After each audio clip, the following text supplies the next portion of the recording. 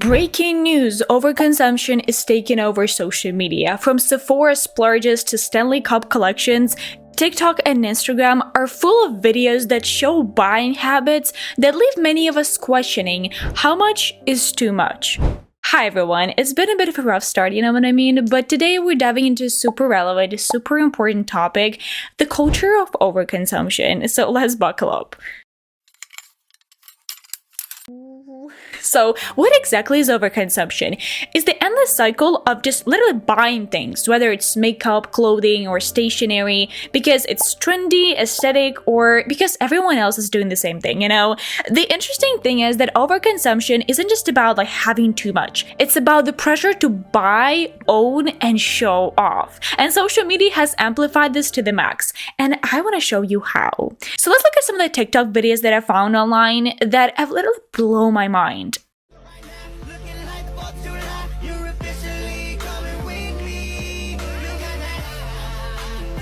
$250 Wally World hygiene haul. First of all, look what I found. I found a Sol de Janeiro Boom Boom Cream dupe. Y'all been telling me there was a dupe. Right. That's enough of that one, okay? Okay, I understand. It's okay when people purchase some treats for themselves, like once in a while, something expensive, something fancy. You can see that, oh my god, there's so many things. They're like all unpacking. It's so aesthetic. Like there's so many like makeup stuff and like stationery and everything. I love watching these types of videos. Who doesn't? Especially girls, I think. A lot of them were watching like the tons and tons of makeup related, beauty related videos. People unpacking their makeup products from brands from, Chanel, Dior, and some other rare collections. And I understand. But what I don't really understand is when people buy these cheap products from like Temu and Shein and then end up throwing them out after just one use. Some people just buy those things and then forget about them the moment they turn off their cameras. Like literally.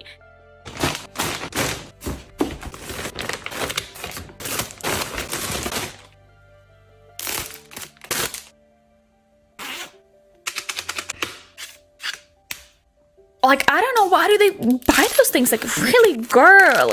Okay, you buy the thing, and are you really gonna use all that stuff that you're buying? A lot of the stuff that they buy out there, they just throw it out the next day. It's like, what?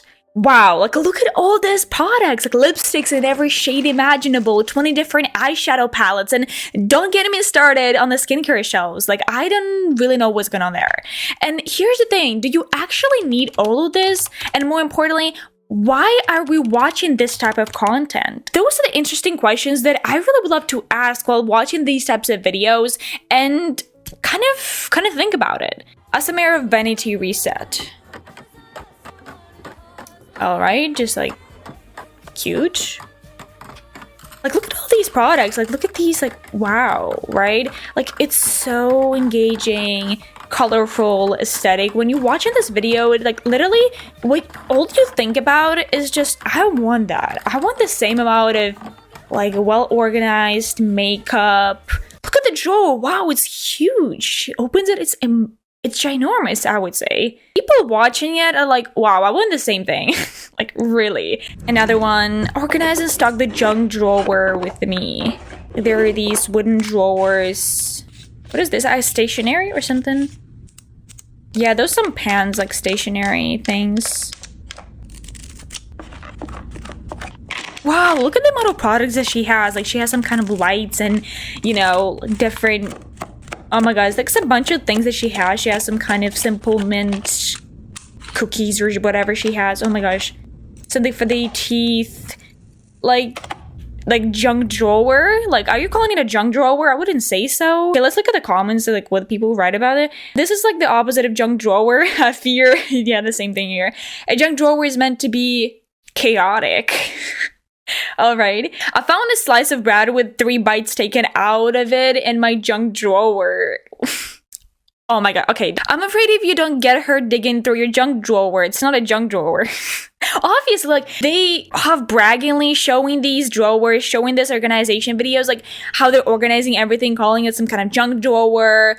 Those just, like, my leftovers from my makeup or whatever. And there are the products that, like, from Chanel and some Dior product makeup. Like, what? And they're calling it, like, it's just, just a junk drawer. What? Look at the amount of perfume that she has. I don't want to get started on that one. I think that's huge. Like, I think that's really huge. Look at the amount of... Wow. And again, organize it. Like, why do you need all this plastic? No, obviously, like, if you have so many damn products, like, in your home, of course you want to organize them. And this, by definition, requires you to buy some new products, like some kind of setup, you know, shelves and new, like, drawers, whatever. Like, the amount of, like, perfume that she has, of course she does need those damn organizers, you know? But it's plastic. Like, you're gonna throw that away. It's not like a wood stuff that you maybe gotta reuse, you know? I got a new vanity. Look at the amount of this. Wow. Did not fit anymore. Wow. That's huge. That's huge. I dumped everything on the floor, and this is my brand new vanity. Oh, and this video has literally blown my mind. Like, I've really cringed with that one because the woman watching the video, like, she's kind of reacting to the video, was like really reacting to it so funnily. Like, I was laughing out loud when I was watching it, and it was so crazy to see, like, oh my god, the amount of the same stuff that the person crams into their closets. I don't know, hoodies and, you know, towels, and look at the closets, like, that they use, like, some Snickers. And the video is endless. Like, you're watching it, and it's, like, so speedy. Oh my god. Look at the makeup. Oh my gosh. Okay, so quick, so fast. Many products. I cannot keep up on this one. Now at this point, look at the woman reacting to the video. Like, and let's look at the comments, like, under this, because I'm just really... The worst is that the clothes are so basic. Like, they're not brand clothing, whatever. I would actually get so pissed if the person was showing some kind of, you know, Chanel products or some kind of brandy products, you know, and how they're organizing them, and called it just like, oh, you know, it's just my, you know, trash clothing or something. I would not. I would get pissed. My closet asked if we were poor. If I had that many clothes, I would probably have a panic attack trying to choose each morning. Sure, me too. Like, I have just several pieces out there. Like, have like a closet behind me right there. Have several pieces, and they're all like stored in like on one shelf in my closet. And that's all I have. And here watching this video makes you feel like, okay, maybe I have to get some more and some more and some more and some more. And that's not going to be enough either. Like, the person showing so many things of the same type? What? Really? Let her live. It's her money, her decision. Partially right, partially not. Because when I realized the amount of things that they're being thrown away after, like, she doesn't even use that. Like, what's the problem is that she doesn't even come to use that. Shows it in the video, throws it away the moment that she turns off her camera or something. It just ends up being in trash, and not just like in trash, okay, but it ends up being in nature, you know, and polluting our environment. Like, that's what's so concerning. Like, we have to ask ourselves, is that normal for the environment? If we think of the global scale and how it affects the community, like, it's not good. It's not normal, and we don't have to normalize it and say, like, okay, that's just her decision. If you were selfless, if you were to care about the environment and the people around you, you would not think that. You would really kind of stand up and like really start talking about it. Now, I'm not saying that organizing is bad or something, like it's amazing, but when you're buying extra things just to like create some kind of aesthetic vibe, isn't that defeating the purpose itself? It's not aesthetic to buy that many clothing and then just throw it out like the next day, you know. What kind of aesthetic are you talking about? Is that really aesthetic? Oh, and this one has literally blown my mind. This woman here. Monday, Tuesday, Wednesday, Thursday, Friday, Saturday, God. Okay, she's got a Stanley cup for every day of the week. I mean, I barely remember to drink from like one water bottle, let alone keep track of like 7 of them. But here's the crazy part. Thousands of people are watching this and thinking, wow, I should get more of those, because there must be a reason why she buys 7 of those for every part of the week. Like, there must be like a point here. But the truth is that there's no fucking point. People are doing this because it just seems to be cool. Like, it's aesthetic to show things off, and they're just like getting money off of it. That's it. That's their job. And I get scared how many of people being affected by this video. And I'm just watching it, and there's this funny video that I found where the woman just like literally reacting to this video. I really don't understand, why do you need like 7 damn Stanley cups? And I've seen many of the videos that like they're just Wow, look at the amount of Stanley cups they have. Why do they need to have that? I have about 15 Stanleys that are all different shades of pink. I have a red one, an orange one, a beige one. I recently decluttered all of my Starbucks tumblers. Now it's time to declutter all of my Stanley type tumblers. I don't need this many Stanleys. Let's get rid of them. Look at this glass type Stanley. Consumerism final boss. My husband has like, are you gonna buy any other Stanleys? Sir, I wash it. I only need one. And you know, after watching these videos, I get to ask myself, why do they need all of this? Like, what's more interesting is why do they show it on camera? Like, as the average person, it might seem like bragging or showing off, you know what I mean? Look at these Stanleys. This one matches my outfit, so we're gonna buy it. Look, they have all these colors. I love them. Into the cart. Time to check out. Can you say that? You're buying something extra, you're showing it on camera, you throw it out. Like, isn't that crazy? And on the one hand, it's obvious why people make these types of videos, just to, you know, influence other people or promote certain products. And of course, there are certain like trends like overconsumption core or consumerism, and just people try to keep up with it. They're trying to keep up with the trend. But is this normal? Can these behaviors cause serious problems? And not only like to our own psychologies and like our own sense of self and self-worth.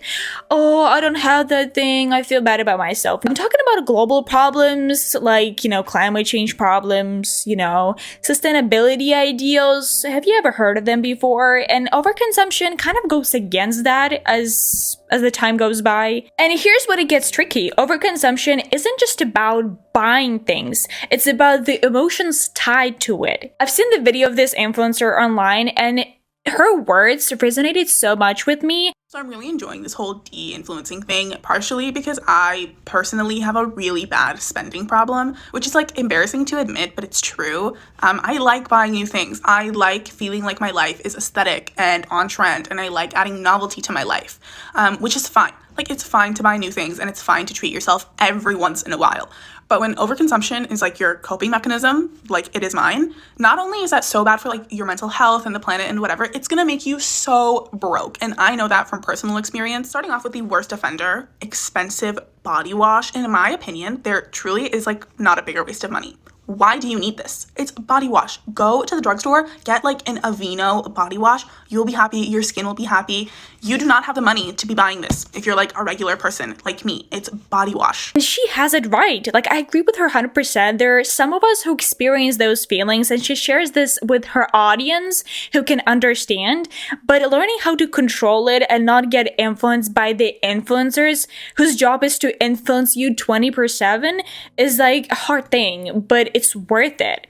There are also things like fear of missing out, the FOMO feeling. You see people flaunting their beauty hauls and closets filled with clothing, and suddenly you feel like you're missing out, you're not good enough, you know, something is going on and you're not a part of it.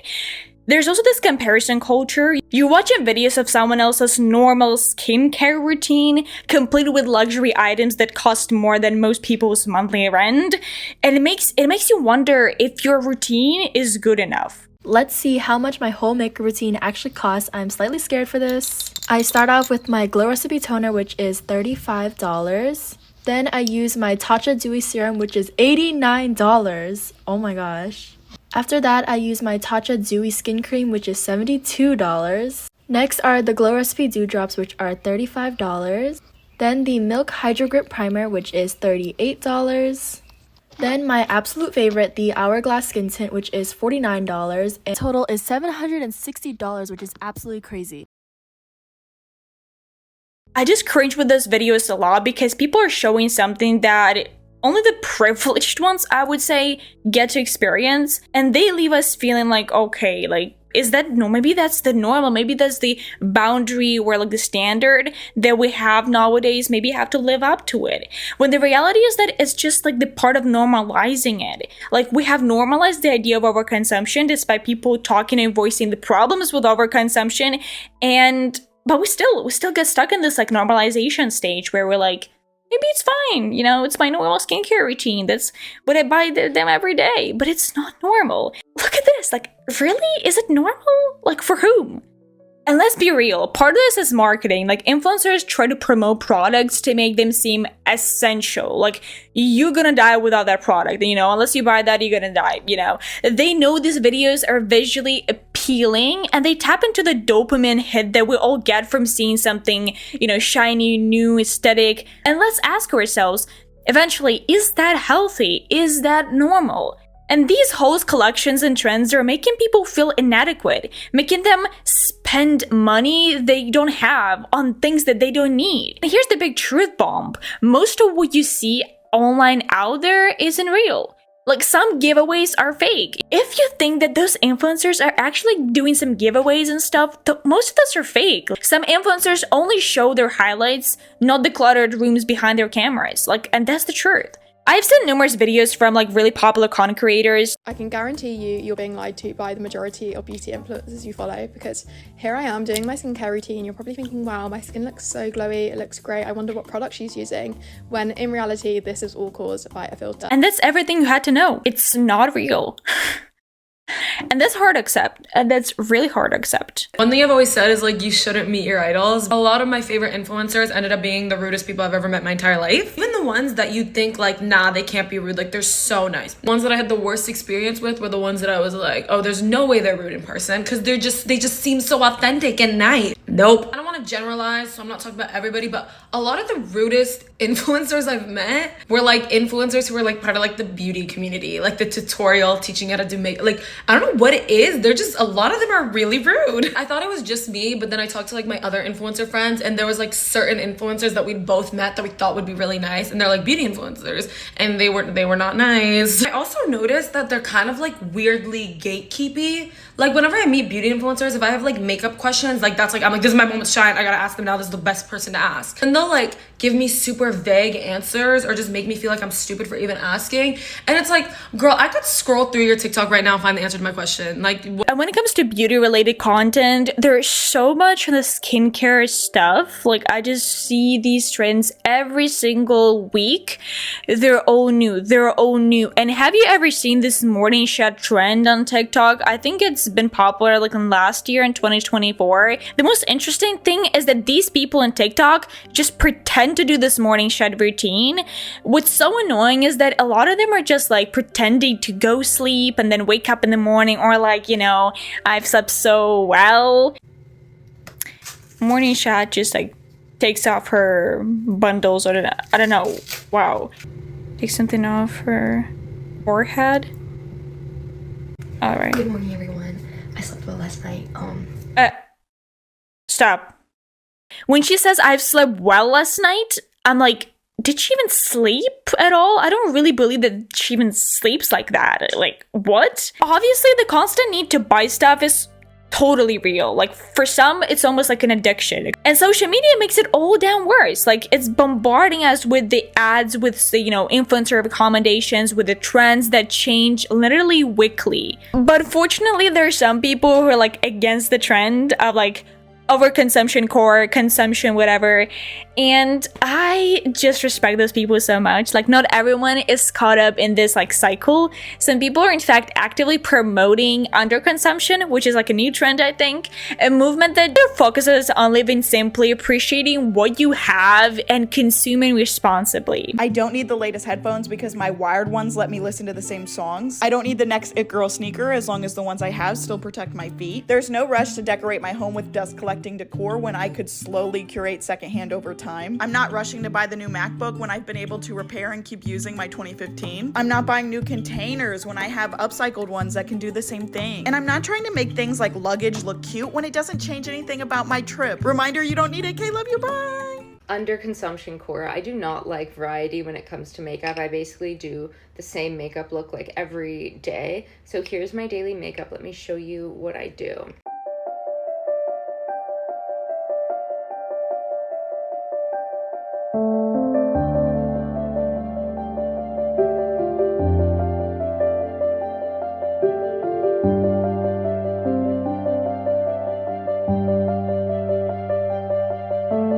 I watched a lot of these videos and they're just so inspiring when you hear that someone can consume this amount. and they don't need thousands and hundreds of, you know, products like these people have right there, like we've seen. Like, these people can use, and they show you exactly how to do that. Some people are even showing ways on how you can reuse your products, reuse your skincare routine, reuse your damn shampoo. You know, a lot of us are throwing out there some shampoo bottles. I used to actually do some handmade DIY stuff with these shampoo bottles after I've used them. So I even reuse the plastic from the skincare stuff and products I buy.